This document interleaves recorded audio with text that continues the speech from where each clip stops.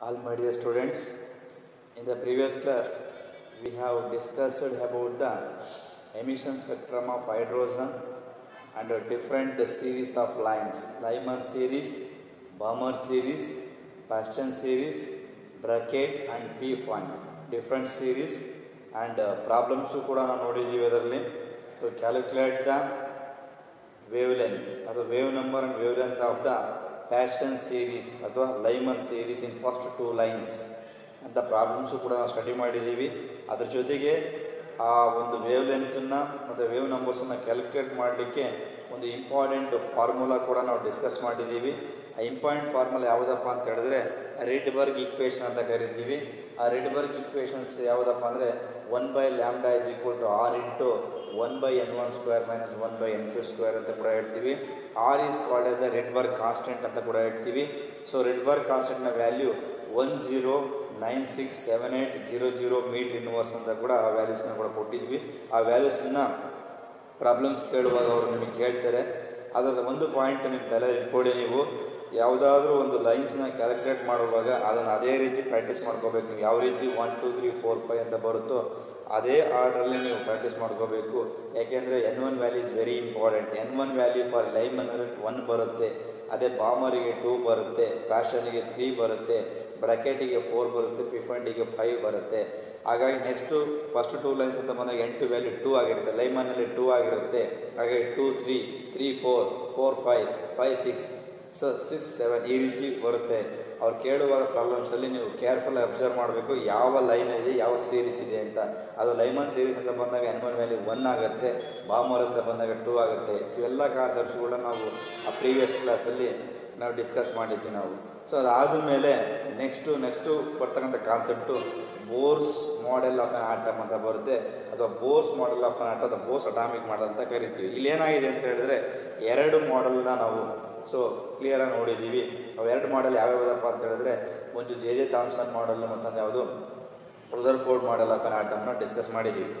So ಇಲ್ಲೇನಾಗುತ್ತೆ, ನಾವು limitations of Rutherford ಮಾಡೆಲ್ನ ಕೂಡ ಸ್ವಲ್ಪ ನೋಡಿದ್ದೀವಿ. ಅದಕ್ಕೆ ಹೇಳ್ತಾರೆ to overcome the limitations of Rutherford model and to explain the emission spectrum of hydrogen by Niels Bohr. ಅಂದರೆ ರುದರ್ಫೋರ್ಡ್ನ ಲಿಮಿಟೇಷನ್ಸ್ಗಳನ್ನು ಅಭ್ಯಾಸ ಸ್ಟಡಿ ಮಾಡಾದಮೇಲೆ ಇದೇ ಎಮಿಷನ್ ಸ್ಪೆಕ್ಟ್ರಮ್ ಆಫ್ ಹೈಡ್ರೋಜನ್ ಮತ್ತೊಬ್ಬ ಸೈಂಟಿಸ್ಟ್ ಕೈಗೆ ತೊಗೊಳ್ತಾರೆ.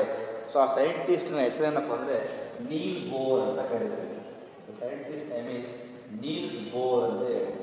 ಈ ನೀಲ್ಸ್ ಬೋರ್ ಅವರು ಈ ಒಂದು to explain the emission spectrum of ಹೈಡ್ರೋಜನ್ನ ಎಕ್ಸ್ಪ್ಲೈನ್ ಮಾಡಿಬಿಟ್ಟು ಆ್ಯಂಡ್ ಈ suggest a new model and he suggests a new model of an atom that is called Bohr's atomic model ಅಂತ ಕರೀತಾರೆ. Bohr's atomic model ಅಥವಾ Bohr's model of an atom. Bohr's model of an atom. Clear? ನೋಡಿ, very important. ಎಕ್ಸಾಮಲ್ಲಿ ಕೇಳ್ತಾರೆ. Right the assumptions ಅಂತ ಕೂಡ ಕೇಳ್ಬೋದು, right the merits ಅಂತ ಕೂಡ ಕೇಳ್ಬೋದು, ರೈಟ್ ದ ಡಿಮೆರಿಟ್ಸ್. ಇಲ್ಲಿ 3 ಪಾರ್ಟ್ ಬರುತ್ತೆ. ಇಲ್ಲಿ it consist of 3 parts. One is Bohr's assumptions ಅಂತ ಕರಿತೀವಿ.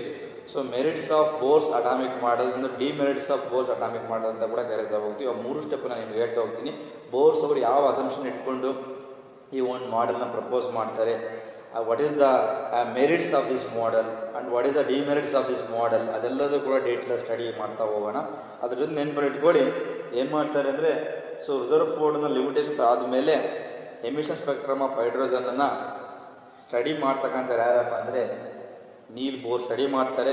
ಸ್ಟಡಿ ಮಾಡೋದ್ರ ಜೊತೆಗೆ ಒಂದು ಸಜೆಸ್ಟು ಕೂಡ ಮಾಡ್ತಾರೆ. ಸಜೆಸ್ಟ್ ಏನು ಮಾಡ್ತಾರಪ್ಪ ಅಂದರೆ ಅವರು ಹೊಸ ಮಾಡೆಲ್ನ ಕೊಡ್ತಾರೆ. That model is named as, that model V can call it as the Bohr's model of on atom ಅಂತ ಹೇಳ್ತಾರೆ. This Bohr's model of on atom based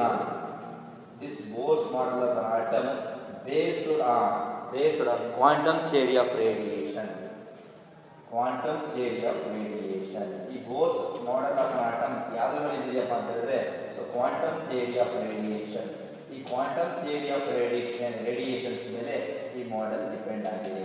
so quantum theory of radiation ಮೇಲೆ ನಿಂತಿರ್ತಕ್ಕಂಥ model ಯಾವಾಗ ಅಂತ ಹೇಳಿದ್ರೆ so Bohr's atomic model. So here Niels bore ಅನ್ನೋರು ಹೇಳಿದಂತಹ model ಇದೆಯಲ್ಲ, this model based on the quantum theory of radiation. This quantum theory of radiation was proposed by Max Planck. ಇದು ಈ quantum theory of radiation ಹೇಳಿದ್ದು ಯಾರು ನಿಮಗೆ? So this is called as the Max Planck. So Max Planck ಅವರು quantum theory of radiations ಒಳಗೆ ಹೇಳ್ತಾ ಹೋಗ್ತಾರೆ. So total ನೆನಪಲ್ಲಿ ಇಟ್ಕೊಳ್ಳಿ, ನಾವಿಲ್ಲಿ ಹೇಳ್ತಾ ಇರೋ ಕಾನ್ಸೆಪ್ಟ್ ಏನಪ್ಪ ಅಂತ ಹೇಳಿದ್ರೆ, limitations of Rutherford model of an atom ಆದ ಮೇಲೆ ಎಮಿಷನ್ ಸ್ಪೆಕ್ಟ್ರಮ್ ಆಫ್ ಹೈಡ್ರೋಜನ್ನ ಸ್ಟಡಿ ಮಾಡಿದಂಥ ನೆಕ್ಸ್ಟ್ ಸೈಂಟಿಸ್ಟ್ ಯಾರಪ್ಪ ಅಂತ ಹೇಳಿದ್ರೆ ಅವರು Neel bore.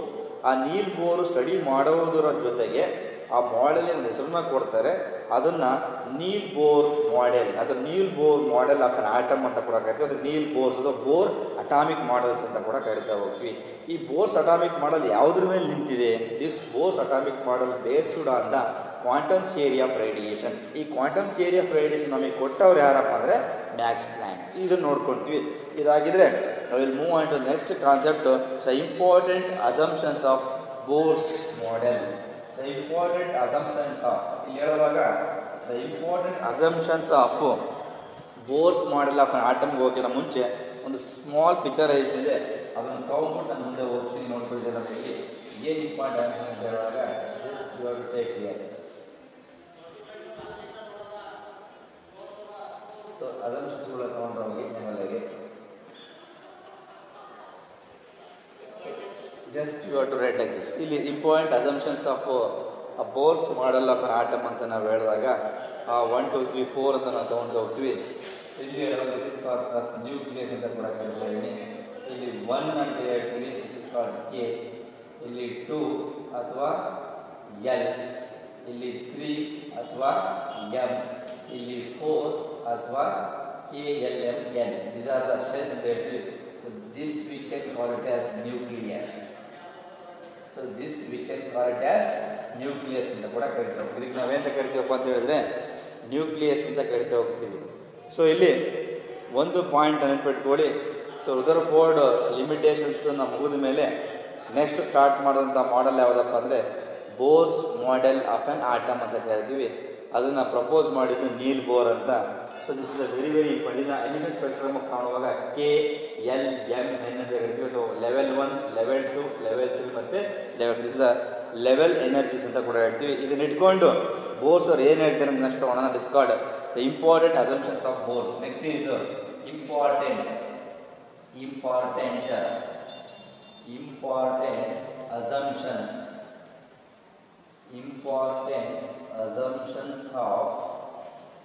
assumptions of Bohr's model, Bohr's atomic model. So what are the important assumptions of Bohr's atomic model ಅಂತ ನೋಡ್ರೆ ಒಂದೊಂದನೇ points ಹೇಳ್ತಾ ಹೋಗೋಣ. In an atom, the electrons revolving around the nucleus in a definite circular path called orbits or energy levels ಅಂತ ಕರಿತೀವಿ. ಅಂದರೆ ಒಂದು ಆಟಮಲ್ಲಿ ಎಲೆಕ್ಟ್ರಾನ್ಸ್ಗಳು ಯಾವಾಗಲೂ ಕೂಡ ನ್ಯೂಕ್ಲಿಯಸ್ನ ಸುತ್ತುತ್ತಾರೆ ಅಂತ ಅವ್ರು ಅಸಂಪ್ಷನ್ ಮಾಡ್ತಾರೆ. ಏನು ಹೇಳ್ತಾರೆ? ಇನ್ ಎನ್ ಆಟಮ್ ಎಲೆಕ್ಟ್ರಾನ್ಸ್, ಫಸ್ಟ್ನೇ ಪಾಯಿಂಟ್ ಅಸಂಪ್ಷನ್ ಏನಂದರೆ in an atom electrons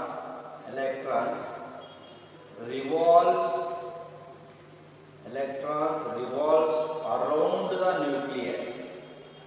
Electrons revolves around the nucleus in a definite circular path.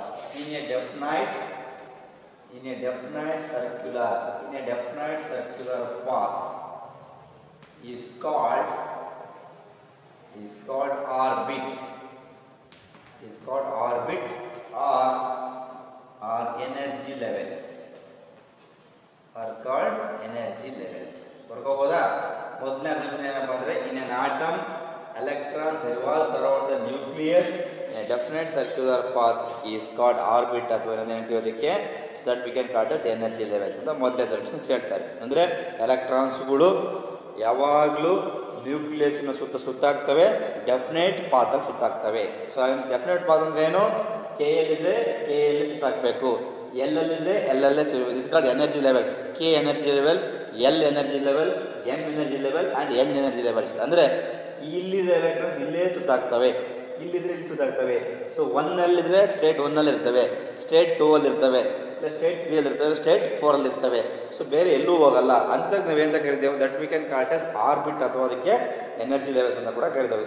So ಎರಡನೇ ಪಾಯಿಂಟ್ ಏನು ಹೇಳ್ತಾರಪ್ಪ ಅಂದರೆ, the electrons remains in a particular orbit. The electrons, second point, the electrons remains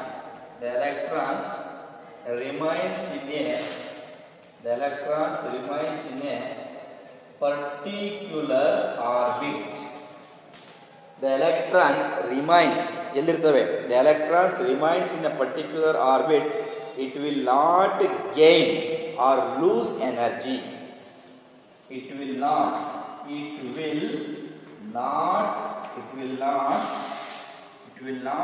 gain or lose energy. ನೋಡಿ point ಚೆನ್ನಾಗಿ ಹೇಳ್ತಾರೆ ಅವರು. ಅಂದರೆ electrons remains in a particular orbit. K ಇರ್ಬೋದು, ಎಲ್ ಇರ್ಬೋದು, ಎಮ್ ಇರ್ಬೋದು, ಎನ್ ಇರ್ಬೋದು. ಯಾವ ಎಲೆಕ್ಟ್ರಾನ್ಸ್ಗಳು ಒಂದು ಪರ್ಟಿಕ್ಯುಲರ್ ಆರ್ಬಿಟಲ್ಲಿ ಇರ್ತಾವೋ ಅಲ್ಲಿದ್ದಾಗ ಅವು ಎನರ್ಜಿನ ಕಳ್ಕೊಳೋದು ಇಲ್ಲ, ಎನರ್ಜಿನ ತಗೊಳ್ಳೋದಿಲ್ಲ. It will not gain or lose energy. ಯಾವುದೇ ಕಾರಣಕ್ಕೆ ಎನರ್ಜಿನ ಸಂಪಾದನೆಯೂ ಮಾಡಲ್ಲ, ಕಳ್ಕೊಳೋದು ಇಲ್ಲ. ಹಾಗಾಗಿ ಎನರ್ಜಿನ ಗೈನ್ ಅಂದರೆ ತಗೊಳ್ಳೋದು, ಲೂಸ್ ಅಂತ ಹೇಳಿದ್ರೆ ಕಳ್ಕೊಳ್ಳೋದು. ಹಾಗಾಗಿ ಎನರ್ಜಿನ ಕಳ್ಕೊಳ್ಳೋದು ಇಲ್ಲ, ತಗೊಳ್ಳೋದಿಲ್ಲ. ಅದಕ್ಕೆ ಹೇಳಿದ್ರೆ ಇಟ್ ವಿಲ್ ನಾಟ್ ಗೈನ್ ಅಥವಾ it will not gain or lose energy and its energy remains same. ಹಂಗಂದ್ರೆ ಅರ್ಥ ಏನು? That is energy remains same ಅಥವಾ constant. Energy remains constant. Second assumption ಎಷ್ಟು ಚೆನ್ನಾಗಿ ಹೇಳ್ತಾರೆ ನೋಡಿ. ಸೆಕೆಂಡ್ ಅಸಂಪ್ಷನ್ಸ್ ಅಂತ ಹೇಳಿದಾಗ, ಎರಡನೇ ಅಸಂಪ್ಷನ್ಸ್ ಅವ್ರು ಹೇಳಿದೇನಪ್ಪ ನಿಮಗೆ ಅಂತ ಹೇಳಿದ್ರೆ, ಸೊ ಎನರ್ಜಿ ತಗೊಂಡಾಗಿ ಕ್ಲಿಯರ್ಟಾಗಿ electrons remains in a particular orbit. K orbit ಇರಲಿ, ಎಲ್ ಇರಲಿ, ಎಮ್ ಇರಲಿ, ಎನ್ ಇರಲಿ ಗೊತ್ತಿಲ್ಲ. Electrons in a particular orbit, it will not gain or lose energy. Energy remains same or energy remains constant. ಯಾವುದೇ ಕಾರಣಕ್ಕೂ ಎಲೆಕ್ಟ್ರಾನ್ಸ್ಗಳು ಎನರ್ಜಿ ಗೈನೂ ಆಗಲ್ಲ ಮತ್ತು ಲೂಸೂ ಆಗಲ್ಲ. Energy as it is remains constant ಆಗಿರುತ್ತೆ ಅಂದರೆ ಅರ್ಥ ಸೇಮ್ ಆಗಿರುತ್ತೆ ಅಂತ ಎರಡನೇ ಅಸಂಪ್ಷನ್ಸ್ ಹೇಳ್ತಾರೆ. ಸೊ ನೆಕ್ಸ್ಟ್ ಮೂರನೇದು ಏನು ಹೇಳ್ತಾರಪ್ಪ ಅಂದರೆ, an electron can occupy a particular orbit. Occupy ಮಾಡಬೇಕಲ್ಲ ಮೂರನೇ point. An electron occupy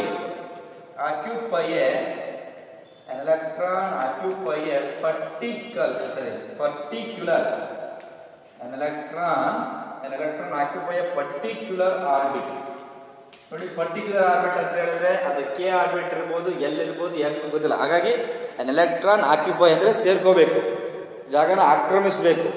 an electron occupy a particular orbit such that its angular momentum is a particular orbit such that its angular momentum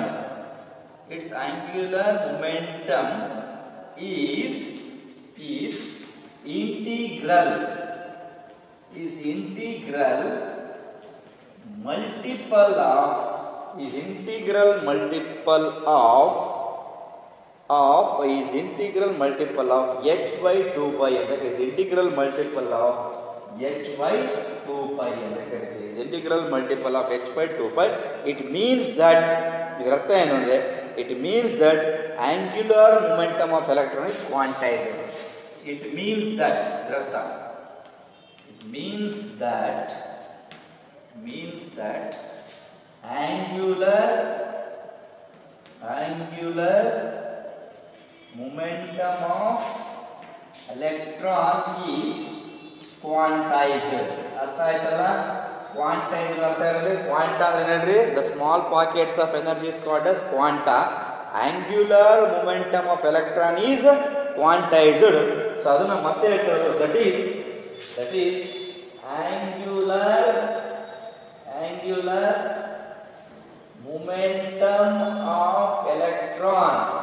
Angular momentum of electron MVR is equal to N into mVR is equal to N ತಗೊಳ್ತೀವಿ. n is number ಅಂತ ಹೇಳಿ. So therefore angular momentum of electron MER is equal to NH by 2 pi ಅಂತ ಬರ್ಕೊಂತೀವಿ. This is the angular momentum ಅಂತ. What is the angular momentum? Momentum ಅಂದರೆ ಏನು?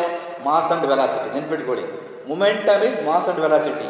M and V ನೆನ್ಪಿಟ್ಕೊಳ್ಳಿ. ಹೇಳುವಾಗ ಫಸ್ಟ್ ಮೊಮೆಂಟಮ್ ಅಂದರೆ ಗೊತ್ತಿರಬೇಕು ನಿಮಗೆ. ಫಿಸಿಕ್ಸಲ್ಲಿ ಹೇಳ್ತಾರೆ ಮೊಮೆಂಟಮ್ ಅಂತ ಹೇಳಿದ್ರೆ M and V. M and V is called as momentum. M ಅಂದರೆ ಮಾಸು, ವಿ ಅಂದರೆ velocity. This momentum can be written as P. P ಅಂತ ಕೂಡ ಕರಿತೀವಿ. So P is called as the momentum. So mass ಮತ್ತು velocity ಅಂತ ಕರಿತೀವಿ. Mass and velocity is called as the momentum. Angular momentum ಅಂದರೆ ಏನಿಲ್ಲ. Angular ಅಂತ ಹೇಳಿದ್ರೆ ಏನು ಸೇರ್ಕೊಂತು? ರೇಡಿಯಸ್ ಸೇರ್ಕೊಂತು. ರೇಡಿಯಸ್ ಇನ್ಕ್ಲೂಡಿಂಗ್ ಆದರೆ that momentum is called angular momentum ಅಂತ ಕರಿತೀವಿ. ನೋಡ್ಕೊಳ್ಳಿ, ಇಲ್ಲಿ ಎಮ್ ಮತ್ತು V is only momentum. If R is what here? R is radius. R is radius radian ಅಂತ ಕೂಡ ಕರಿತಾ ಹೋಗ್ತೀವಿ. ಸೊ ಹಾಗಾಗಿ ಇಲ್ಲಿ ಹೇಳುವಾಗ M is mass, mass of an electron, velocity of an electron, radius of an electron radian ಅಂತ ಕೂಡ ಕರಿತೀವಿ. ಹಾಗಾಗಿ ಎಮ್ ವಿ ಆರ್ ಅಂತ ಬಂದಾಗ M is mass, V is velocity, R is radian. This is called as angular momentum. ಬರೀ M V ಅಂತ ಬಂದರೆ momentum, M V R ಅಂತ ಬಂದಾಗ angular momentum. This angular momentum of electron is equal to the NH by 2 pi. What is here? N is number of electrons. N is number of electrons. Where H is Planck's constant. ನೀನು ಹೇಳಿದ್ ನೋಡಿ.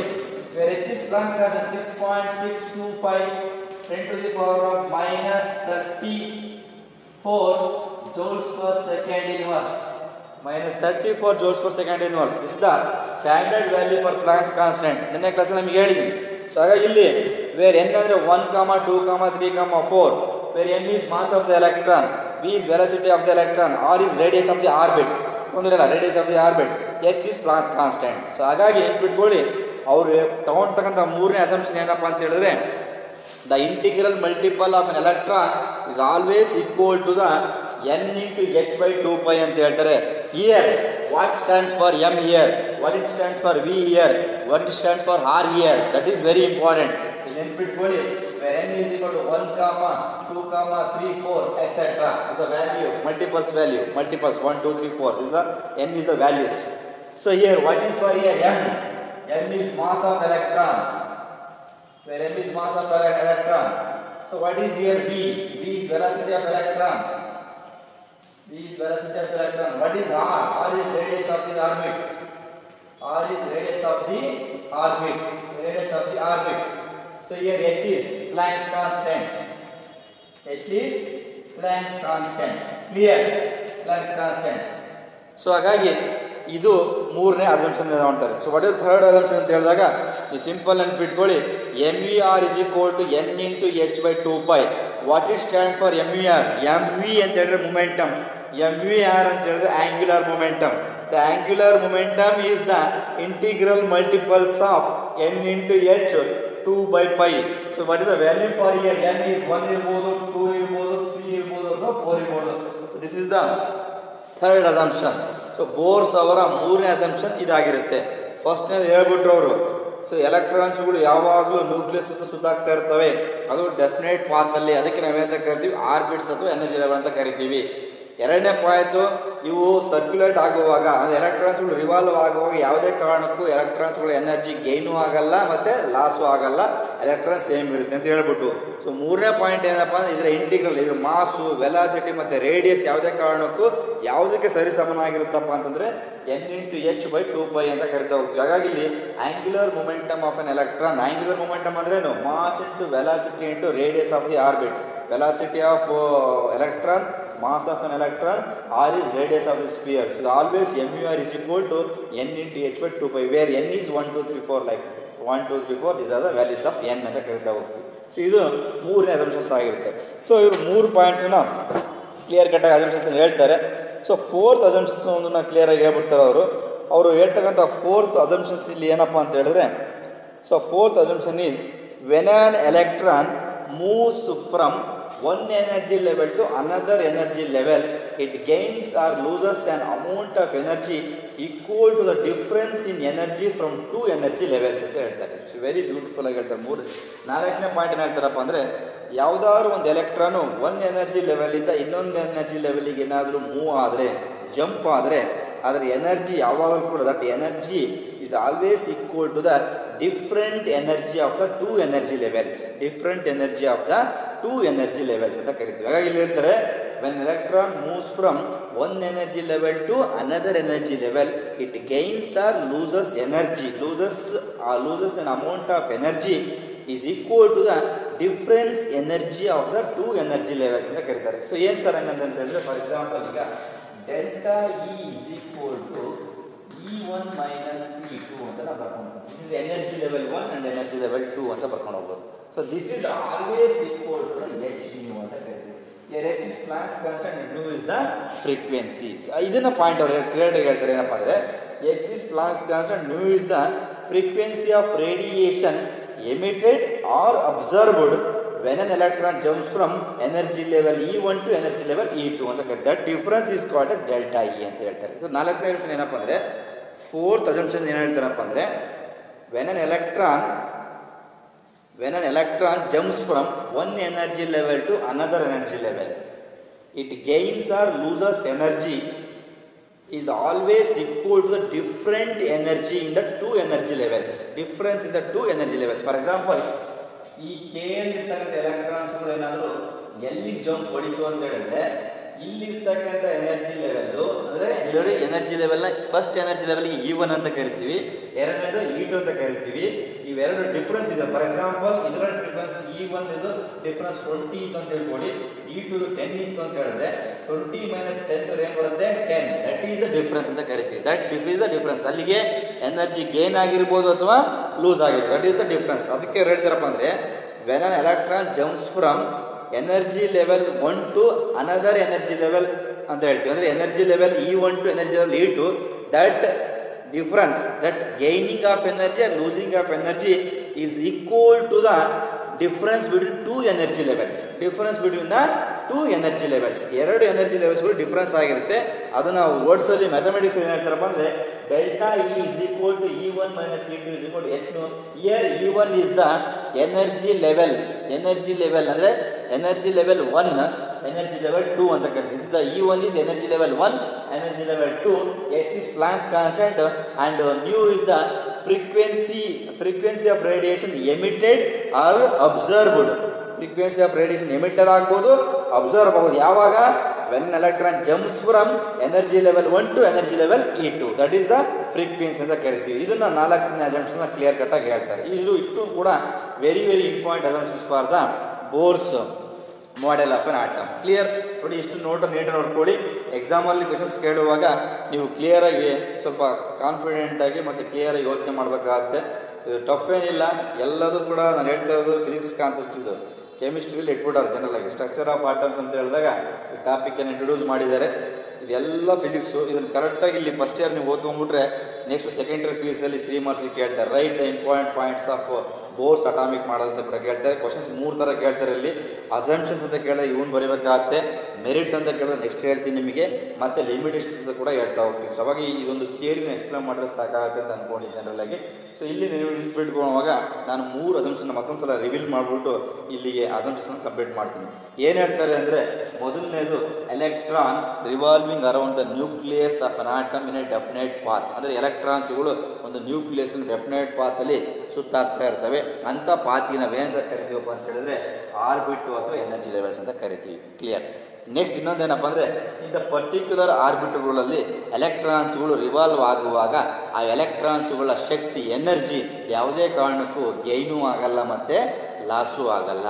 Energy ಯಾವಾಗಲೂ ಕೂಡ ಏನಾಗಿರುತ್ತೆ, remains same ಮತ್ತು remains constant ಆಗಿರುತ್ತೆ ಅಂತ ಹೇಳ್ತಾರೆ. ಸೊ 3ನೇ ಪಾಯಿಂಟ್ ಏನು ಹೇಳ್ತಾರಪ್ಪ ಅಂತ ಹೇಳಿದಾಗ, ಥರ್ಡ್ ಪಾಯಿಂಟು, ಯಾವುದಾದ್ರೂ ಒಂದು ಎಲೆಕ್ಟ್ರಾನು ಒಂದು ಪರ್ಟಿಕ್ಯುಲರ್ ಆರ್ಬಿಟನ್ನು ಆಕ್ಯುಪೈ ಮಾಡುವಾಗ ಸೊ ಅದು ಯಾವುದಕ್ಕೆ ಸರಿಸಮನಾಗಿರುತ್ತಪ್ಪ ಅಂದರೆ, its angular momentum is equal to the integral multiple of n into h/2π ಅಂತ ಕರಿತೀವಿ. ಸೊ ಹಿಯರ್ ಮೊಮೆಂಟಮ್ ಅಂದರೆ ಮಾಸ್ ಆ್ಯಂಡ್ ವೆಲಾಸಿಟಿ ಅಂತ ಕರಿತೀನಿ. ಆ್ಯಂಗ್ಯುಲರ್ ಮೊಮೆಂಟಮ್ ಅಂತ ಹೇಳಿದ್ರೆ MVR ಅಂತ ಕರಿತೀನಿ. M ಅಂದರೆ mass of an electron, V ಅಂದರೆ velocity of an electron, R is radius of the orbit. So these are all MVR is always is equal to the integral multiple of n into h/2π ಅಂತ ಕರಿತೀನಿ. Where n stands for here 1 2 3 4 values like this ಅಂತ ಕರೀತಾರೆ. ನಾವು integral values, integral multiples ಅಂತ ಕೂಡ ಕರಿತಾ ಹೋಗ್ತೀವಿ. 1 ಇಂದ ಮಲ್ಟಿಪ್ಲೈ ಮಾಡ್ಬೋದು, 2 ಇಂದ ಮಾಡ್ಬೋದು, 3 ಇಂದ ಗೊತ್ತಿಲ್ಲ ನಮಗೆ. N stands for 1, 2, 3, 4 ಅಂತ ಹೇಳ್ತೀವಿ. So what is H stands for here? H is the Planck's constant. Its standard value is 6.625 10 to the power of minus 34 joules per second ಅಂತ ಕೂಡ ಹೇಳ್ತಾ ಹೋಗ್ತೀವಿ. ಅದು ವ್ಯಾಲ್ಯೂ ಸ್ಟ್ಯಾಂಡರ್ಡ್ ವ್ಯಾಲ್ಯೂ ನೆನಪಲ್ಲಿ ಇಟ್ಕೋಬೇಕಾಗುತ್ತೆ. ಸೊ ಅದಾದರೆ ಇನ್ನು ಉಳಿದಂಥ ವ್ಯಾಲ್ಯೂಸ್ ನೋಡ್ಕೊಳ್ಳಿ. ಇದಕ್ಕೆ ಯಾವಾಗ ಕಾರಣಕ್ಕೆ MUR N/H/2π ಅಂತ ಇದೊಂದು ಪಾಯಿಂಟ್ಸ್ ಕೂಡ ಇದು ಥರ್ಡ್ ಪಾಯಿಂಟನ್ನು ಹೇಳ್ತಾ ಹೋಗುತ್ತೆ. ಅಂದರೆ ಯಾವುದಾದ್ರು ಒಂದು ಎಲೆಕ್ಟ್ರಾನು ಪರ್ಟಿಕ್ಯುಲರ್ ಆರ್ಬಿಟನ್ನು ಆಕ್ಯುಪೈ ಮಾಡುವಾಗ ಅದರ ಆಂಗ್ಯುಲರ್ ಮೂಮೆಂಟಮ್ ಯಾವಾಗಲೂ ಇಂಟಿಗ್ರಲ್ ಮಲ್ಟಿಪಲ್ಸ್ ಆಫ್ N/H/2π ಸರಿ ಸಮನಾಗಿರುತ್ತೆ. So that is indicates. ಇದು ಫೈನಲ್ ಆಗಿ that is indicated and finally ಇದರ ಅರ್ಥ ಏನು? It means that the angular momentum of the electron is quantized. The angular momentum of the electron is always quantized. So ನಾನು ನಿಮಗೆ ಹೇಳಿದ್ದೀನಿ Max Planck ಥಿಯರಿಯಲ್ಲಿ. So quanta ಅಂತ ಹೇಳಿದರೆ small pockets of energy is called as the quanta. The energy association is called as the quantum energy. So clear ಹೇಳ್ತಿರೋದು ನಾನೀಗ ನಾನು ನಿಮಗೆ ಹೇಳ್ತಿರೋದು ಏನಪ್ಪ ಅಂದರೆ small pockets of energy is called as quanta. The quantized energy is called as photons. The quantized energy is called as the photons. What is photons ಅಂತ ಹೇಳಿದಾಗ the quantized energy ಅಥವಾ the quantum radiation of energy, the energy associated with quantum radiation is called as the, we can call it as, ನಾವು ಅದಕ್ಕೆ ಅಂತ ಕರಿತೀವಿ ಅಂದರೆ photons ಅಂತ ಕರಿತೀವಿ. ಫೋಟಾನ್ಸ್ ಅಂತ ಅಂದರೆ ಲೈಟ್, ಬೆಳಕು ಅಂತ ಹೇಳ್ತೀವಿ. ಅದೇ ರೀತಿ ಸ್ಮಾಲ್ ಪ್ಯಾಕೆಟ್ಸ್ ಅಂತ ಹೇಳಿದಕ್ಕೆ ಕ್ವಾಂಟಾ ಅಂತ ಕೂಡ ಕರಿತಾ ಹೋಗ್ತೀವಿ ಅಂತ ಅಂದ್ಕೊಂಡು ಕ್ಲಿಯರ್. ಸೊ ಇಷ್ಟು ನಾನು ಇಲ್ಲಿ ಪಾಯಿಂಟ್ಸ್ ಅಬ್ಸರ್ವ್ ಮಾಡ್ಬೋದು. 4ನೇ ಪಾಯಿಂಟ್ ಭಾಳ ಚೆನ್ನಾಗಿ ಹೇಳ್ತಾರೆ. ಏನೇ ಪಾಯಿಂಟ್ ಹೇಳ್ತಾರಪ್ಪ ಅಂದರೆ ಸರ್ ಈ ರೀತಿ ಎಲ್ಲ ಆದಮೇಲೆ ನೀವೆಲ್ಲ ಬರ್ತೀವಿ ನೋಡಿ energy level E1 E2 E3 E4 energy level ಇದೆ. ಸೊ ಓಕೆ, ಅರ್ಥ ಆಗ್ಬಿಡ್ತು ನಮಗೆ. ಎಲೆಕ್ಟ್ರಾನ್ಸ್ಗಳು ಏನಾದರೂ ಒಂದು ಎನರ್ಜಿ ಲೆವೆಲಿಂದ ಇನ್ನೊಂದು ಎನರ್ಜಿ ಲೆವೆಲಿಗೆ ಜಂಪ್ ಹೊಡೆದಾಗ ಆ ಎಲೆಕ್ಟ್ರಾನ್ಸ್ಗಳ ಎನರ್ಜಿ ಗೇನ್ ಆಗ್ಬೋದು ಅಥವಾ ಲಾಸ್ ಆಗ್ಬೋದು.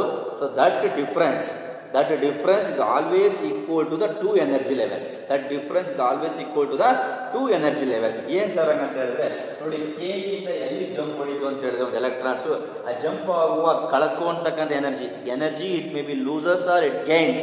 There should be depending upon the difference between the two energy levels. ಅದರ ಶಕ್ತಿ, ಅದರ ಎನರ್ಜಿ ಲೆವೆಲ್ಸ್ ಏನಾಗುತ್ತಪ್ಪ ಅಂದರೆ when an electron jump from lower level to higher level. So ಇಲ್ಲಿಂದ ಇಲ್ಲಿ ಜಂಪ್ ಹೊಡಿದೆ ಅಥವಾ ಇಲ್ಲಿಂದ ಇಲ್ಲಿ ಜಂಪ್ ಹೊಡಿದೆ. ಸೊ ಯಾವಾಗ ಎಲೆಕ್ಟ್ರಾನ್ಸ್ಗಳು ಒಂದು ಎನರ್ಜಿ ಲೆವೆಲ್ ಇನ್ನೊಂದು ಎನರ್ಜಿ ಲೆವೆಲ್ಗೆ ಜಂಪ್ ಮಾಡ್ತವೋ, ಜಂಪ್ ಮಾಡುವಾಗ ಎಲೆಕ್ಟ್ರಾನ್ಸ್ಗಳು ಕಳ್ಕೋಬೋದು. ಅಂದರೆ electrons loses energy or gains energy. This is always equal to the energy difference between the two energy levels. ಇದು ಕಳ್ಕೋಬೋದು ಅದು ಗಳಿಸ್ಕೋಬೋದು. ಅದರ ಎನರ್ಜಿ ಯಾವುದಕ್ಕೆ ಈಕ್ವಲ್ ಆಗಿರುತ್ತಪ್ಪ ಅಂದರೆ difference between the two energy levels. ಅದಕ್ಕೋಸ್ಕರ that is delta E is equal to E1 minus E2 is equal to H into nu ಅಂತ ಕರಿತೀವಿ. ಕ್ಲಿಯರ್? ಸೊ ಅಂದ್ರೆ ಅರ್ಥ ಏನು ಅಂತ ಹೇಳಿದಾಗ ಇಲ್ಲಿ ಹೇಳುವಾಗ, ಸೊ E1 ಅಂದರೆ energy level, first energy level E1 ಅಂತ ಕರಿತೀವಿ. E2 ಅಂದರೆ ಸೆಕೆಂಡ್ ಎನರ್ಜಿ ಲೆವೆಲ್ E2 ಅಂತ ಕೂಡ ಹೇಳ್ತಾ ಹೋಗ್ತೀವಿ. ಇಲ್ಲಿ ಡೆಲ್ಟಾ ಏನು difference between first and second ಆಯಿತು. H ಅಂದರೆ ಪ್ಲಾಂಕ್ಸ್ ಕಾನ್ಸ್ಟೆಂಟ್. ನ್ಯೂ ಅಂದರೆ the frequency of radiation emitter ಆಗ್ಬೋದು ಅಥವಾ ಅಬ್ಸರ್ವರ್ ಆಗ್ಬೋದು ಅಂತ ಹೇಳಿದ್ವಿ. ಲೂಸ್ ಆರ್ ಗೇನ್ ಅಂತ ಹೇಳಿದಾಗ the frequency of radiation emitted or observed during the jumping of electron from one energy level to another energy level. ಯಾವಾಗ? So emission ಮತ್ತು absorption ಯಾವಾಗ ಆಗುತ್ತೆ? When an electron jumps from outer shell to inner shell or inner shell to outer shell, jumps from one energy level to another energy levels. That is called frequency of radiation emitted or observed when an electron jumps from energy level, one energy level to another energy level. That we can call it as nu ಅಂತ ಕರಿತೀವಿ. That's all. ಈ 4 ಕೂಡ important assumptions of the Bohr's atomic model ಅಂತ ಕರಿತೀವಿ. Clear? ಇದೆಲ್ಲದೂ ಕೂಡ ನಾವು ನೋಡ್ಕೊಂಡಿದ್ರೆ well and good ಅಂತ ನಾನು ಅಂದ್ಕೊಳ್ತೀನಿ. ಈ 4 ಕೂಡ ಎಕ್ಸಾಮಲ್ಲಿ write the important features of Bohr's atomic model ಅಂತ ಕೇಳಿದ್ರೆ ಈ 4 ಬರೀಬೇಕಾಗುತ್ತೆ. Important features or important assumptions ಅಂತ ಕೇಳಿದಾಗ ಇವನು ಬರೀಬೇಕಾಗುತ್ತೆ. ಮೆರಿಟ್ಸೇ ಬೇರೆ. ನೆಕ್ಸ್ಟ್ ಇದಾಗಿದ್ದರೆ I will move on to the next concept is called merits. So merits of Bohr's model ಹೋಗ್ತಾ ಇದ್ದೀನಿ. So I will move on to the next concept is merits of Bohr's model.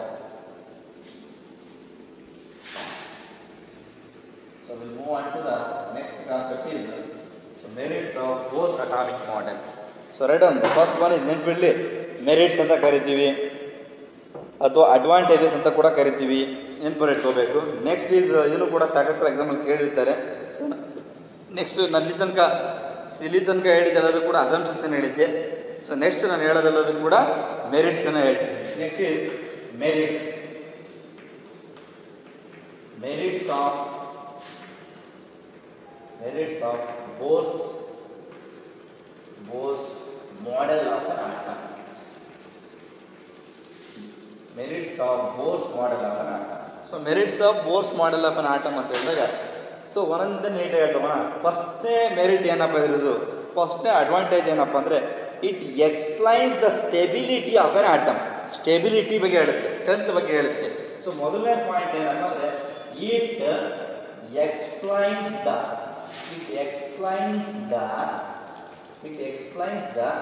stability. It explains the stability of an atom. ಫಸ್ಟ್ನೇ point ಯಾವುದರಲ್ಲಿ, ಮೆರಿಟಲ್ಲಿ. Clear? ಏನು explain ಮಾಡುತ್ತೆ ನೋಡಿ. So ಇಲ್ಲಿ ಹೇಳುವಾಗ demerits ಅಂತ ಹೇಳಿದ್ರೆ ಫೇಲ್ ಅಂತ ಹೇಳ್ಬೇಕಾಗತ್ತೆ. It fails to explain. ಇಲ್ಲಂಗಲ್ಲ, ಮೊದಲನೇದು ಏನಪ್ಪ ಅಂದರೆ it explains the stability of an atom. Stability of an ಆಟಮನ್ನು ಎಕ್ಸ್ಪ್ಲೇನ್ ಮಾಡುತ್ತೆ, ಒಂದನೇದು. ಸೊ ಸೆಕೆಂಡ್ ಪಾಯಿಂಟ್ ಏನು ಹೇಳುತ್ತೆ, again same, it explains the emission and absorption spectrum of hydrogen atom. ಎರಡೂ ಹೇಳುತ್ತೆ. It explains the emission and absorption of hydrogen ಅಂತ ಕೂಡ ಹೇಳ್ತಾ ಹೋಗ್ತಾರೆ. ಸೆಕೆಂಡ್ ಪಾಯಿಂಟ್ ಏನಪ್ಪ ಅಂದರೆ ಇಲ್ಲೂ ಕೂಡ ಸೇಮ್ ಇದೆ ನೋಡಿ. It explains the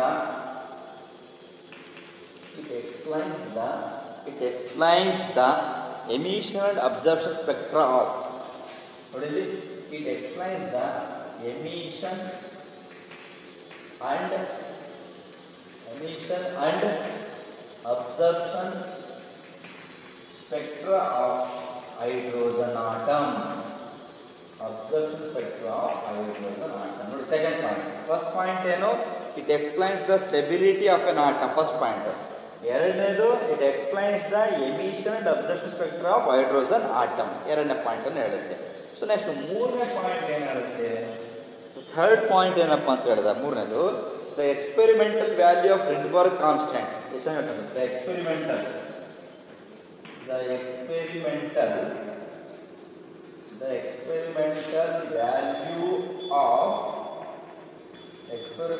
value of Rydberg constant, ಅದನ್ನು R ಅಂತ ಹೇಳ್ತೀವಿ. The experimental value of Rydberg constant R of ಇಲ್ಲಿ ಹೇಳುವಾಗ the experimental value of Rydberg constant R of hydrogen. The experimental value of Rydberg constant. So Rydberg constant is denoted by capital R. ನೆನಪಿರಲಿ, Rydberg equations ಅಲ್ಲಿ Rydberg constant ಅನ್ನು capital R ಇಂದ denote ಮಾಡ್ತೀವಿ. So Rydberg constant ಹೇಳೋ, Rydberg is the experimental value of Rydberg constant R of hydrogen agree with the value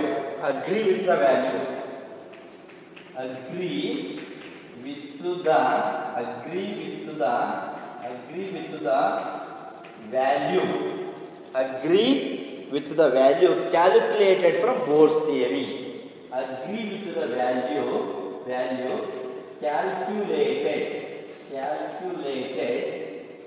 calculated from the Bohr's theory. ಏನಂದ್ರೆ ನೆನಪಿಟ್ಕೊಳ್ಳಿ. So this experimental value of Rydberg constant R ಅಂದರೆ Rydberg constant ವಿನ value R ಏನಿದೆಯಲ್ಲ, that R value standard value, ಅದನ್ನು calculated by experimentally 10967800 ಇದೆಯಲ್ಲ, this standard value is calculated by experimentally. This can be proved with the help of the Bohr's theory. Bohr's theoryಯಿಂದ Rydberg ವ್ಯಾಲ್ಯೂನ prove ಮಾಡ್ಬೋದು. That is one of the important merit. ಏನು merit ನೆನ್ಪಿಟ್ಕೊಳ್ಳಿ, merit ಅಂತಂದರೆ Bohr's atomic ಮಾಡೆಲಿಂದ Rydberg value ಇಷ್ಟೇ ಇದೆ ಅಂತ prove ಮಾಡ್ಬೋದು. ಅದಕ್ಕೆ ಅಗ್ರಿ ಅಂತ ಕರೀತಾರೆ. ನೋಡಿ ಹೇಳೋದು, the experimental value of Rydberg constant R of hydrogen agree, ನಾನು ತೊಗೊಂಡಿದ್ದೀನಿ, ಅಗ್ರಿ ಮಾಡ್ಕೊಂಡಿದ್ದೀನಿ. Agree with the value of calculated from the Bohr's theory. ಖಂಡಿತವಾಗ್ಲೂ ನಾವು ಆಲ್ರೆಡಿ ನೋಡ್ಬಿಟ್ಟಿದ್ದೀವಿ, Rydberg ವ್ಯಾಲ್ಯೂ ನಮ್ಗೆ ಗೊತ್ತಿದೆ, ಆದರೆ Bohr's theoryನ ಬಳಸ್ಕೊಂಡು ಈ ವ್ಯಾಲ್ಯೂನ ಫೈಂಡ್ ಔಟ್ ಮಾಡ್ಕೋಬೋದು. ಅಂದರೆ with the help of the Bohr's theory we are going to calculate the experimental value of the Rydberg constant. That is the important merit ಅಂತ ಹೇಳ್ತಾನೆ. ಅಂದರೆ ನಾವು ಆಲ್ರೆಡಿ ಎಕ್ಸ್ಪೆರಿಮೆಂಟಲಿ Rydberg ಕಾನ್ಸ್ಟೆಂಟ್ ವ್ಯಾಲ್ಯೂನ find out ಮಾಡಿದ್ದೀವಿ. Find out ಮಾಡಿದರೂ ಕೂಡ ಅದು ತಪ್ಪು ಅಥವಾ ಸರಿ ಇದೆ ಅಂತ ಯಾವುದನ್ನು ನೋಡ್ತಿದ್ದೀವಿ, ಬೋರ್ಸ್ ಥಿಯರಿ ಆ ಬಂದಿರತಕ್ಕಂಥ ವ್ಯಾಲ್ಯೂನ ಸರಿ ಇದೆ ಅಂತ ಪ್ರೂವ್ ಮಾಡುತ್ತೆ. ಸೊ ಹಾಗಾಗಿ ನಾವು ಏನು ಮಾಡ್ತೀವಪ್ಪ ಅಂದರೆ Bohr's theory helps to calculating the Rydberg value ಅಂತ ಹೇಳ್ತೀವಿ. ಸೊ ಹಾಗಾಗಿ ಈ ಬೋರ್ಸ್ ಥಿಯರಿಯಿಂದ ಇನ್ನೊಂದು ಅಡ್ವಾಂಟೇಜ್ ನಮಗೆ ಏನಿದೆಯಪ್ಪ ಅಂತ ಹೇಳಿದ್ರೆ ಎಕ್ಸ್ಪೆರಿಮೆಂಟಲ್ ವ್ಯಾಲ್ಯೂ ಆಫ್ ರೀಡ್ಬರ್ಗ್ ಕಾನ್ಸ್ಟೆಂಟ್ ಇದೆಯಲ್ಲ ಅದು ಸರಿ ಇದೆ ಅಂತ ಈ ಥಿಯರಿ ಪ್ರೂವ್ ಮಾಡುತ್ತೆ. ಇದು ಕೂಡ ಒಂದು ಮೆರಿಟ್ ಆಯಿತು, ಮೂರನೇದು. ಸೊ ಲಾಸ್ಟ್ ಫೋರ್ತ್ ಮೆರಿಟ್ ಏನು ಹೇಳ್ತಾರಪ್ಪ ಅಂದರೆ the frequency and spectral lines of atoms. The frequency and spectral lines of atoms determined experimentally. ಖಂಡಿತವಾದ್ರು ಈ ಫ್ರೀಕ್ವೆನ್ಸಿ ಮತ್ತು ಸ್ಪೆಕ್ಟ್ರಲ್ ಲೈನ್ಸ್ ಅಂತ ಹೇಳಿದಾಗ ಅಲ್ಲಿ ಲೈಮನ್ ಸೀರೀಸ್ ಬರ್ಬೋದು, ಬಾಮರ್ ಬರ್ಬೋದು, ಒಂದು ಯಾವುದೋ ಒಂದು ವೇವ್ ಅಂತೀವಿ ಜನರಲ್, ಯಾವುದೋ ಒಂದು ಲೈನ್ಸ್ ಆಫ್ ಸೀರೀಸ್ ಇದೆ, ಅದರ ಫ್ರೀಕ್ವೆನ್ಸಿ ಮತ್ತೇನಂತಾರೆ ಸ್ಪೆಕ್ಟ್ರಲ್ ಲೈನ್ಸ್ನ ಎಕ್ಸ್ಪೆರಿಮೆಂಟಲಿ ಡಿಟರ್ಮೈನ್ ಮಾಡ್ತೀವಿ. ಎಕ್ಸ್ಪೆರಿಮೆಂಟಲಿ ಡಿಟರ್ಮೈನ್ ಮಾಡಿದಾಗ ವಿ ಗಾಟ್ ಸಮ್ ವ್ಯಾಲ್ಯೂಸ್ ನಮ್ಗೆ ವ್ಯಾಲ್ಯೂಸ್ ಸಿಗುತ್ತೆ. These values R again agree with ಮತ್ತೆ ಅಗ್ರಿ ಮಾಡ್ಕೊಳ್ತೀವಿ, agri with the values calculated with the help of the Bohr's theory. ಅಲ್ಲೂ help ಮಾಡಿ ನೋಡಿ, ರೀಡ್ಬರ್ಗ್ ಕಾನ್ಸ್ಟೆಂಟ್ ವ್ಯಾಲ್ಯೂನ ಸರಿ ಇದೆ ಅಂತ ಪ್ರೂವ್ ಮಾಡೋದು ಯಾವುದರಿಂದ? ಬೋರ್ಸ್ ಥಿಯರಿಯಿಂದ. ಅದ್ರ ಜೊತೆಗೆ ಕೆಲವೊಂದು ಸೀರೀಸ್ ಆಫ್ ಲೈನ್ಸ್ಗಳ ಫ್ರೀಕ್ವೆನ್ಸಿನ ಕ್ಯಾಲ್ಕುಲೇಟ್ ಮಾಡೋದು ಯಾವುದರಿಂದ? ಬೋರ್ಸ್ ಥಿಯರಿಯಿಂದ. ಹಾಗಾಗಿ ಇಲ್ಲೂ ಕೂಡ ಒಂದು ಮೆರಿಟ್ ಇದೆ. ಈ 4 ಮೆರಿಟ್ಸ್ನ ಕರೆಕ್ಟಾಗಿ ಹೇಳ್ಬೋದು. ಯಾವುದು? ಒಂದು ಸ್ಟೆಬಿಲಿಟಿ ಆಟಮ್ನ ಎಕ್ಸ್ಪ್ಲೈನ್ ಮಾಡುತ್ತೆ, ಒಂದು ಎರಡನೇದು ಎಮಿಷನ್ ಸ್ಪೆಕ್ಟ್ರಮ್ನ ಎಕ್ಸ್ಪ್ಲೈನ್ ಮಾಡುತ್ತೆ, ಎಮಿಷನ್ನು ಅಥವಾ observation spectrum of hydrogen. So ಹೈಡ್ರೋಜನ್ನ ಎಮಿಷನ್ ಸ್ಪೆಕ್ಟ್ರಮ್ನ ಎಕ್ಸ್ಪ್ಲೈನ್ ಮಾಡುತ್ತೆ ಮತ್ತು ಅಬ್ಸರ್ವೇಷನ್ ಸ್ಪೆಕ್ಟ್ರಮ್ ಕೂಡ ಎಕ್ಸ್ಪ್ಲೈನ್ ಮಾಡುತ್ತೆ. 2 ಪಾಯಿಂಟ್. ಮೂರನೇದು ಏನು ಹೇಳುತ್ತೆ? ರೀಡ್ಬರ್ಗ್ ಕಾನ್ಸ್ಟೆಂಟ್ ವ್ಯಾಲ್ಯೂ ಏನಿದೆಯಲ್ಲ ಆ ರೀಡ್ಬರ್ಗ್ ಕಾನ್ಸ್ಟೆಂಟ್ ವ್ಯಾಲ್ಯೂ ಸರಿ ಇದೆ ಅಂತ ಕೂಡ ಎಕ್ಸ್ಪ್ಲೈನ್ ಮಾಡುತ್ತೆ, ಮೂರನೇದು. 4ನೇ ಪಾಯಿಂಟು, ಯಾವುದಾದ್ರೂ ಒಂದು ವೇವ್ ಇರುತ್ತೆ, ಆ ವೇವ್ನ ಫ್ರೀಕ್ವೆನ್ಸಿ ಇದೆಯಲ್ಲ ಆ ಫ್ರೀಕ್ವೆನ್ಸಿ ಕೂಡ ನಾವು ಫೈಂಡ್ ಔಟ್ ಮಾಡ್ತೀವಿ. Frequency is expressed in hertz. ಫ್ರೀಕ್ವೆನ್ಸಿನ ಏನು ಹೇಳ್ತೀವಿ ನಾವು? ಎಕ್ಸ್ಪ್ರೆಸ್ಡ್ ಇನ್ ಹರ್ಟ್ಸ್ ಅಥವಾ ಸೈಕಲ್ ಪರ್ ಸೆಕೆಂಡ್ ಅಂತ ಕೂಡ ಕರಿತೀವಿ. ಅಂದರೆ ಫ್ರೀಕ್ವೆನ್ಸಿ ಏನು? The number of waves travelled in particular point in 1 second. 1 ಸೆಕೆಂಡಲ್ಲಿ ಒಂದು ಪರ್ಟಿಕ್ಯುಲರ್ ಜಾಗದಿಂದ ಎಷ್ಟು ನಂಬರ್ ಆಫ್ ವೇವ್ಸ್ಗಳು ಪಾಸ್ ಆಗ್ತವೋ that we can call it as frequency ಅಂತ ಕರಿತೀವಿ. ಅದನ್ನು ನಾವು ಎಂತ ಕರಿತೀವಿ? ಫ್ರೀಕ್ವೆನ್ಸಿ ಅಂತ ಕರಿತೀವಿ. ಹಾಗಾಗಿ ಫ್ರೀಕ್ವೆನ್ಸಿನ ನಾವು ಹರ್ಟ್ಸ್ ಇಂದ ಎಕ್ಸ್ಪ್ರೆಸ್ ಮಾಡ್ತೀವಿ, HZ ಹರ್ಟ್ಸ್ ಅಂತ ಹೇಳ್ತೀವಿ, ಅಥವಾ ಸೈಕಲ್ ಪರ್ ಸೆಕೆಂಡ್ ಅಂತ ಕೂಡ ನಾನು ಹೇಳಿದ್ದೀನಿ ಜನರಲ್ ಆಗಿ.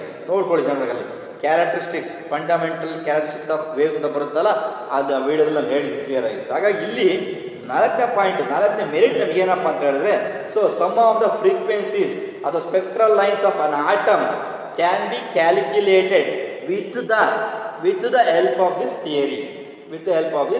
ಈ ಥಿಯರಿ ಸಹಾಯದಿಂದ ಆ ಒಂದು ಫ್ರೀಕ್ವೆನ್ಸಿನ ಮತ್ತು ಸ್ಪೆಕ್ಟ್ರಲ್ ಲೈನ್ಸ್ಗಳನ್ನ ನಾವು ಫೈಂಡ್ ಔಟ್ ಮಾಡ್ಬೋದು ಅಂತ ಈ ಥಿಯರಿ ಹೇಳಿ. These are the important merits of the Bohr's atomic model. That's all. ಇದು ಮೆರಿಟ್ಸ್ ಆಯಿತು. ಈಗ ಅಸಂಪ್ಷನ್ಸ್ ಆಯಿತು, ಮತ್ತೇನಾಯಿತು? ಮೆರಿಟ್ಸ್ ಆಯಿತು. So I will move on to the next last concept of this model, limitation. ಇಷ್ಟೆಲ್ಲ ಮಾಡ್ತೀವಿ ನೆನಪಿಟ್ಕೊಳ್ಳಿ. ಸೊ ಪ್ರತಿಯೊಂದು ಕೂಡ ಅಷ್ಟೇ ಲೈಫಲ್ಲಿ ಪ್ರತಿಯೊಂದು ಇದ್ದೇ ಇರುತ್ತೆ ಅಂತ ಅಂದ್ಕೊಂಡಿದ್ದೀನಿ. ಪಾಸಿಟಿವ್ ಇದ್ದರೆ ನೆಗೆಟಿವ್ ಇರಲೇಬೇಕು. ಸೊ ಪಾಸಿಟಿವ್ ಥಿಂಗ್ಸ್ ಇದ್ದರೆ ನೆಗೆಟಿವ್ ಥಿಂಗ್ಸ್ ಇದ್ದೇ ಇರುತ್ತೆ. ಸೊ ದೇವ್ರು ಇದ್ದಾರೆ ಅಂತ ಹೇಳಿದ್ರೆ ಅದ್ರ ಜೊತೆಗೆ ದೆವ್ವಗಳು ಇದ್ದಾವೆ ಅಂತ. ಸೊ ಅವೆಲ್ಲ ಪಾಸಿಟಿವ್ ಥಿಂಗ್ಸ್ ಇದ್ಮೇಲೆ ನೆಗೆಟಿವ್ ಇರಲೇಬೇಕು, ಒಳ್ಳೇದಿದ್ಮೇಲೆ ಕೆಟ್ಟದ್ದು ಇರಲೇಬೇಕು. ಯಾವಾಗಲೂ ಕೂಡ ಒಂದು ಪಾಸಿಟಿವ್ ಚಾರ್ಜ್ ಇದೆ ಅಂತ ಹೇಳಿದ್ರೆ ಅದನ್ನು ನ್ಯೂಟ್ರಲ್ ಮಾಡಲಿಕ್ಕೆ ನೆಗೆಟಿವ್ ಚಾರ್ಜ್ ಇರಲೇಬೇಕು. ಸೊ ಹಾಗಾಗಿ ಇಷ್ಟೆಲ್ಲ ಕಷ್ಟಪಟ್ಟು ನೀಲ್ಸ್ ಬೋರ್ ಅವರು ಥಿಯರಿನ ಪ್ರಪೋಸ್ ಮಾಡ್ತಾರೆ, ಅಸಂಪ್ಷನ್ಸ್ಗಳ್ನ ಕೊಡ್ತಾರೆ, ಮೆರಿಟ್ಸ್ಗಳ್ನ ಕೊಡ್ತಾರೆ. ಆದರೆ ಅದರಲ್ಲಿ ಕೆಲವೊಂದು ಡಿಫಾಲ್ಟ್ ಇರುತ್ತೆ. ಆ ಡಿಫಾಲ್ಟ್ಗಳಿಗೆ ನಾವೇನಂತ ಕರಿತೀವಪ್ಪ ಅಂತ ಹೇಳಿದ್ರೆ ಅದನ್ನು ಲಿಮಿಟೇಷನ್ಸು ಅಥವಾ ಡಿಮೆರಿಟ್ಸು ಅಥವಾ ಡ್ರಾಬ್ಯಾಕ್ಸ್ ಅಂತ ಕರಿತೀವಿ. ಸೊ ಹಾಗಾಗಿ ಈ ಥಿಯರಿ ಮುಗಿದಾದ್ಮೇಲೆ ನೆಕ್ಸ್ಟ್ ಕಾನ್ಸೆಪ್ಟಲ್ಲಿ ನಾನು ಎಂಟರ್ ಆಗ್ತಿದ್ದೀನಿ. Next concept is called limitations of Bohr's model ಅಥವಾ ಡ್ರಾಬ್ಯಾಕ್ಸ್ ಆಫ್ ಬೋರ್ಸ್ ಮಾಡೆಲ್ ಅಂತ ಕರಿತೀನಿ. ಸೊ ಇದೇ ಒಂದು ಅಟಾಮಿಕ್ ಮಾಡೆಲಲ್ಲಿ ನೆಕ್ಸ್ಟ್ ಕಾನ್ಸೆಪ್ಟ್ ಬಂದ್ಬಿಟ್ಟು ಲಿಮಿಟೇಷನ್ಸ್ ಆಫ್ ಬೋರ್ಸ್ ಮಾಡೆಲ್.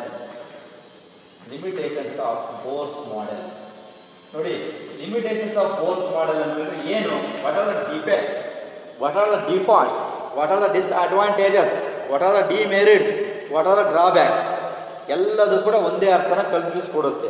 ಏನು ಹೇಳ್ತಾರೆ ಇಲ್ಲಿ? ಒಂದು ಪಾಯಿಂಟ್ನ ಕ್ಲಿಯರ್ ಕಟ್ಟಾಗಿ ಹೇಳ್ತಾರೆ, ಇದು ಫೇಲ್ ಅಂತ ಹೇಳಬೇಕು. ಅಲ್ಲಿ ಎಕ್ಸ್ಪ್ಲೈನ್ ಅಂತ ಹೇಳ್ತೀವಿ, ಮೆರಿಟ್ಸಲ್ಲಿ ಇಲ್ಲಿ fail. It fails to explain this model could not explain the spectra of multi electrons. ನೋಡಿ ಇಲ್ಲಿ could not explain ಏನು ಎಕ್ಸ್ಪ್ಲೈನ್ ಮಾಡಿ? could not explain the spectra of not explain the spectra of multi-electron. Spectra of multi-electron. ನೆನಪಿಟ್ಕೊಳ್ಳಿ, stability of an electron, stability of an atom. An atom consists of fundamental particles. Clear? Atom ನ stability ಮಾತ್ರ explain ಮಾಡುತ್ತೆ, ಆದರೆ it could not explain the spectra of multi-electrons. So multiple ಎಲೆಕ್ಟ್ರಾನ್ಸ್ಗಳು ಸ್ಪೆಕ್ಟ್ರನ ಹೇಳಕ್ಕೆ chance ಇಲ್ಲ, ಅದು fail ಆಗುತ್ತೆ. It fails to explain, this model could not explain the spectra of multi-electrons. Spectra of multi-electrons ಇದು ಹೇಳಕ್ಕೆ ಫೇಲ್ ಆಗುತ್ತೆ. ಮತ್ತು ಅದೇ ರೀತಿ it fails to explain the splitting of spectral lines. Splitting of spectral lines. ನೋಡಿ ಇದು ಇನ್ನೊಂದು ಪಾಯಿಂಟ್ ಏನಪ್ಪ ಅಂದರೆ, ಇನ್ನೊಂದು point, it fails to explain, not explain. It fails to explain the splitting of spectral lines. Splitting of spectral lines in presence of MF means magnetic field. In presence of magnetic field. So this effect is called Zeeman effect. This effect is called Zeeman effect. This effect is called Zeeman effect. And in presence of electric field. And in presence of electric field is called Stark effect. Stark effect. Clear? Artha aita? The Bohr's theory and Bohr's model of an atom fails to explain the Zeeman effect and Stark effect ಅಂತ ಹೇಳ್ತೀವಿ. What is Zeeman effect ಅಂತ ಹೇಳಿದಾಗ, the splitting of spectral lines in presence of magnetic field. Spectral lines ಗಳು split ಆಗ್ತಿದಾವೆ under the influence of magnetic field. Clear? The spectral lines splitting under the influence of magnetic field ಬಂದ್ರೆ Zeeman effect. The splitting of spectral lines under the influence of electric field ಅಂತ ಬಂತು ಅಂದ್ರೆ Stark effect. STARK.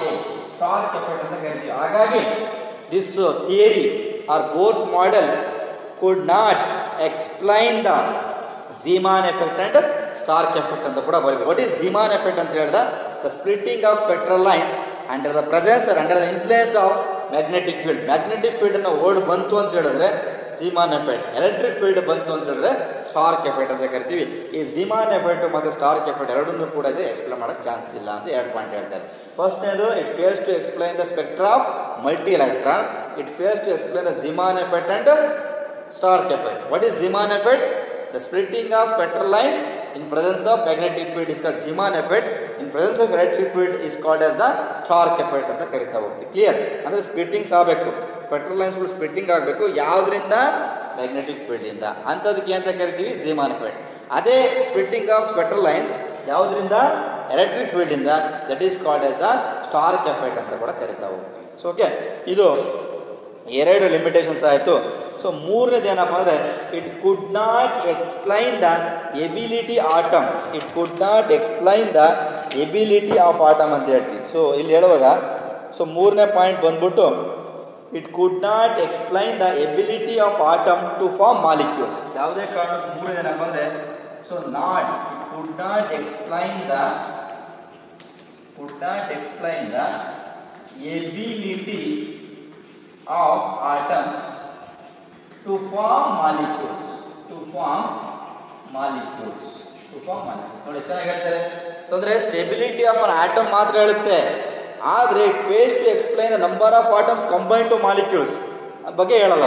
ಅಂದರೆ it could not explain the atoms combine to form molecules. ಅಂದರೆ ಆಟಮ್ಗಳು ಸೇರ್ಕೊಂಡು molecule ಆಗಿದೆ ಅಂತ ಹೇಳ್ತಿಲ್ಲ, ಹೇಳಲ್ಲ. ಇದು ಓನ್ಲಿ ಸ್ಟೆಬಿಲಿಟಿ ಬಗ್ಗೆ ಹೇಳುತ್ತೆ. ಆಟಮ್ ಹೆಂಗಾಗ್ತದೆ ಹೇಳ್ತಿಲ್ಲ ಅವನು. ಸೊ ಹೈಡ್ರೋಜನ್ ಆಟಮ್ ಹೆಂಗೆ ಫಾರ್ಮೇಷನ್ ಬಗ್ಗೆ ಹೇಳ್ತಿಲ್ಲ. ಫಾರ್ಮೇಷನ್ ಆಫ್ ಹೈಡ್ರೋಜನ್ ಆಟಮ್ಸ್, ಈಗ ಫಾರ್ ಎಕ್ಸಾಂಪಲ್ ಕೆಲವೊಂದು ಹೈಡ್ರೋಜನ್ ಆಟಮ್ಸ್ಗಳಿಗೆ atoms combine to form molecules. So ಹಾಗಾಗಿ ಆಟಮ್ಸ್ಗಳನ್ನ it fail to explain the combination of atoms to form molecules. ಆಟಮ್ಸ್ಗಳು ಸೇರಿಕೊಂಡು ಮಾಲಿಕ್ಯೂಲ್ಸ್ಗಳು ಆದು ಅಂತ ಹೇಳ್ತಾ ಇಲ್ಲ ಅವರು, ಅದನ್ನು ಹೇಳೋಕ್ಕೆ ಸಾಧ್ಯ ಆಗ್ತಿಲ್ಲ. ಈ ಥಿಯರಿಯಿಂದ it fails to explain the number of atoms to form molecules. ಅಥವಾ ಇಲ್ಲಿ ಹೇಳುವಾಗ it fails to explain the ability of atoms to form molecules ಅಂತ ಹೇಳೋಕ್ಕೆ ಚಾನ್ಸಸ್ ಇಲ್ಲ. ಹಾಗಾಗಿ ಇಲ್ಲಿ ಕೆಲವೊಂದು ಆಟಮ್ಸ್ಗಳು ಸೇರಿಕೊಂಡು ಮಾಲಿಕ್ಯೂಲ್ಸ್ಗಳು ಆಗಿದ್ದಾವೆ ಅಂತ ಅವರು ಹೇಳೋಕ್ಕೆ ಸಾಧ್ಯ ಆಗ್ತಾ ಇಲ್ಲ. ಹಾಗಾಗಿ ಅಲ್ಲೊಂದು ಫೇಲ್ ಆಗುತ್ತೆ ಜನರಲ್ ಆಗಿ. ಓಕೆ, ಒಬ್ಬರು ಸ್ಟೆಬಿಲಿಟಿ ಬಗ್ಗೆ ಮಾತ್ರ ಹೇಳ್ತಾರೆ, ಆಟಮ್ನ ಸ್ಟೆಬಿಲಿಟಿ ಹೇಳ್ತಾರೆ ಅಂತ ಆಟಮ್ನ ಸ್ಟೆಬಿಲಿಟಿಯಿಂದ ಮಾಲಿಕ್ಯೂಲ್ಸ್ ಆಯಿತು ಅಂತ ಹೇಳೋಕ್ಕಾಗ್ತಿಲ್ಲ. ಆಟಮ್ ಸ್ಟೆಬಿಲಿಟಿ ಹೇಳಿದರು, ಬಟ್ ಅದು ಆಟಮ್ಗಳು ಸೇರ್ಕೊಂಡು ಮಾಲಿಕ್ಯೂಲ್ ಆಯಿತು ಅಂತ ಅವ್ರ ಕೈಲಿ ಹೇಳೋಕ್ಕಾಗಲ್ಲ. ಅದು ಒಂದು ಡಿಫಾಲ್ಟ್ ಆಯಿತು, ಅದು ಕೂಡ ಡ್ರಾಬ್ಯಾಕ್ ಆಗುತ್ತೆ. Last one, it fails to explain the Heisenberg uncertainty principle ಅಂತ ಕರಿತೀವಿ. ಅದು ನೆಕ್ಸ್ಟ್ ಕ್ಲಾಸಲ್ಲಿ ನಾನು ಕರೆಕ್ಟಾಗಿ ಹೇಳ್ತೀನಿ. It fails to explain the Heisenberg uncertainty principle ಅಂತ ಕರಿತೀನಿ. ಸೊ ಏನಿದೆ ಸ್ಟೇಟ್ಮೆಂಟ್ ಅಂದರೆ, it is not possible to determine the exact momentum and exact position of a electron accurately. ಒಂದು ಎಲೆಕ್ಟ್ರಾನ್ ಇದೇ ಜಾಗದಲ್ಲಿದೆ ಅಥವಾ ಇಷ್ಟೇ ಪೊಸಿಷನ್ ಇದೆ, ಆ ಎಲೆಕ್ಟ್ರಾನ್ ಇಷ್ಟೇ ಮಾಸ್ ಇದೆ, ಇಷ್ಟೇ ವೆಲಾಸಿಟಿ ಇದೆ ಅಂತ ಯಾವುದೇ ಕಾರಣಕ್ಕೂ ಹೇಳೋಕ್ಕಾಗಲ್ಲ ಅಂತ ಹೇಳೋರು ಯಾರಪ್ಪ ಅಂದರೆ ಐಸನ್ಬರ್ಗ್ ಅನ್ಸರ್ಟನಿಟಿ ಅಂತ. ನೆಕ್ಸ್ಟ್ ನಿಮಗೆ ಕೇಳ್ತಾರೆ ಎಕ್ಸಾಮಲ್ಲಿ, ನಮಗೆ ಹೇಳ್ತೀನಿ, ಒಂದು ಮಾರ್ಕ್ಸಿಗೆ ಕೇಳ್ತಾರೆ. ಸೊ ಸ್ಟೇಟ್ ಐಸನ್ಬರ್ಗ್ ಅನ್ಸರ್ಟನಿಟಿ ಪ್ರಿನ್ಸಿಪಲ್ ಅಂತ. ಆ ಒಂದು ಐಸನ್ಬರ್ಗ್ ಅನ್ಸರ್ಟನಿಟಿ ಪ್ರಿನ್ಸಿಪಲ್ನು ಕೂಡ ಇದು ಎಕ್ಸ್ಪ್ಲೇನ್ ಮಾಡಲಿಕ್ಕಾಗಲ್ಲ. ಕ್ಲಿಯರ್? ಸೊ ಹಾಗಾಗಿ ನಾನು ಹೇಳೋದೇನಪ್ಪ ಅಂತಂದರೆ, ಇಟ್ ಈಸ್ ಇಂಪಾಸಿಬಲ್, ಅಂದರೆ it is not possible to determine the exact momentum, exact position of an electron accurately. We can call it as the Heisenberg uncertainty principle ಅಂತ ಕರೀತಾರೆ. That's all. ಇದಷ್ಟು ಕೂಡ ಬೋರ್ಸ್ನ assumptions ಆಯಿತು, ಬೋರ್ಸ್ನ merits ಆಯಿತು, ಮತ್ತು ಬೋರ್ಸ್ನ demerits ಆಯಿತು. Very very important for your examination. ಸ್ವಲ್ಪ recall ಮಾಡ್ಕೊಳ್ಳಿ, notebook ಇದ್ರೆ ಹಾಗೆ ಪಾಯಿಂಟ್ ಔಟ್ ಮಾಡ್ಕೊಳ್ಳಿ, ವೀಡಿಯೋಸನ್ನು ಒಂದು 2 ಸಲ ನೋಡಿ ಅರ್ಥ ಆಗುತ್ತೆ ಅಂತ ಅಂದ್ಕೊಂಡಿದ್ದೀನಿ. ಎಕ್ಸಾಮಲ್ಲಿ ರೈಟ್ ದ ಇಂಪಾರ್ಟೆಂಟ್ ಫೀಚರ್ಸ್ ಅಂತ ಕೇಳಿದಾಗ ಆ 4 ಪಾಯಿಂಟ್ಸ್ ಬರೀಬೇಕಾಗತ್ತೆ. Electrons revolving around nucleus, the energy remains same ಅಂತ ಬರೀಬೇಕು. MUR = N/H/2π ಅಂತ ಬರೀಬೇಕಾಗತ್ತೆ. Electron jumps from one energy level to another energy level. Delta E = E1 - E2 = Hν ಅಂತ 4 ಅಸಂಪ್ಷನ್ಸ್ ಆಯಿತು. ಮೆರಿಟ್ಸ್ ಬೇಕು ಅಂತ ಹೇಳ್ಬೇಕಂದ್ರೆ ನಿಮಗೆ ವಾಟ್ ಆರ್ ದ ಮೆರಿಟ್ಸ್ ಅಂತ ನಾವು ತೊಗೊಂಡಾಗ, ಇಟ್ ಸ್ಟೆಬಿಲಿಟಿನ ಎಕ್ಸ್ಪ್ಲೇನ್ ಮಾಡುತ್ತೆ ಒಂದು ಪಾಯಿಂಟಲ್ಲಿ. It is also helpful for the spectral lines explain ಮಾಡುತ್ತೆ. ರೀಡ್ಬರ್ಗ್ ಕಾನ್ಸ್ಟೆಂಟ್ ವ್ಯಾಲ್ಯೂ ಇಷ್ಟೇ ಇದೆ ಅಂತ ಪ್ರೂವ್ ಮಾಡುತ್ತೆ, ಮತ್ತು ಫ್ರೀಕ್ವೆನ್ಸಿನೂ ಕೂಡ ಇಷ್ಟೇ ಇದೆ ಅಂತ ಕೂಡ ಕ್ಯಾಲ್ಕುಲೇಟ್ ಮಾಡುತ್ತೆ. ಫೇಲ್ ಏನಪ್ಪ ಅಂತ ಆಗುತ್ತೆ ಅಂತ ಹೇಳಿದ್ರೆ, ಮಲ್ಟಿ ಎಲೆಕ್ಟ್ರಾನ್ ಸ್ಪೆಕ್ಟ್ರನ್ನ ಎಕ್ಸ್ಪ್ಲೇನ್ ಮಾಡಲ್ಲ ಒಂದು, ಮತ್ತು ಝೀಮಾನ್ ಎಫೆಕ್ಟು ಮತ್ತು ಸ್ಟಾರ್ಕ್ ಎಫೆಕ್ಟನ್ನು ಕೂಡ ಎಕ್ಸ್ಪ್ಲೇನ್ ಮಾಡಲ್ಲ, ಮತ್ತು ಆಟಮ್ಸ್ಗಳು ಕಂಬೈನ್ ಆಗಿ ಮಾಲಿಕ್ಯೂಲ್ಸ್ ಆಗುತ್ತೆ ಅಂತ ಕೂಡ ಹೇಳೋಕ್ಕೆ ಸಾಧ್ಯ ಇಲ್ಲ, ಮತ್ತು ಐಸನ್ಬರ್ಗ್ ಪ್ರಿನ್ಸಿಪಲ್ನ ಕೂಡ ಇದು ಎಕ್ಸ್ಪ್ಲೇನ್ ಮಾಡಲ್ಲ. ಸೊ ಹಾಗಾಗಿ ಇಡೀ ಇವತ್ತಿನ ಕ್ಲಾಸಲ್ಲಿ ನಾವು ಡಿಸ್ಕಸ್ ಮಾಡಿದ್ದೇನಪ್ಪ ಅಂದರೆ, we are discussed only for the Bohr's atom, Bohr's model of an atom ಅಂತ ಕೂಡ ಕರಿತಾ ಹೋಗ್ತೀನಿ. ಈ ಬೋರ್ಸ್ ಸಂಬಂಧಪಟ್ಟಂಗೆ ಅವ್ರ ಅಸಂಪ್ಷನ್ಸನ್ನು ಹೇಳಿದರು, ಮೆರಿಟ್ಸ್ ಹೇಳಿದರು, ಮತ್ತು ಡಿಮೆರಿಟ್ಸ್ ಹೇಳಿದ್ರು. Very very important for your examination. Second PUC ಫಿಸಿಕ್ಸಲ್ಲಿ ಖಂಡಿತ ಬಂದೇ ಬರುತ್ತೆ. ಫಸ್ಟ್ PUC ಕೆಮಿಸ್ಟ್ರಿಯಲ್ಲಿ ಓದ್ತೀರಾ, ಇದೇ ಟಾಪಿಕನ್ನು ಸೆಕೆಂಡ್ PUCಯಲ್ಲಿ ಫಿಸಿಕ್ಸಲ್ಲಿ ಓದ್ತೀರಾ.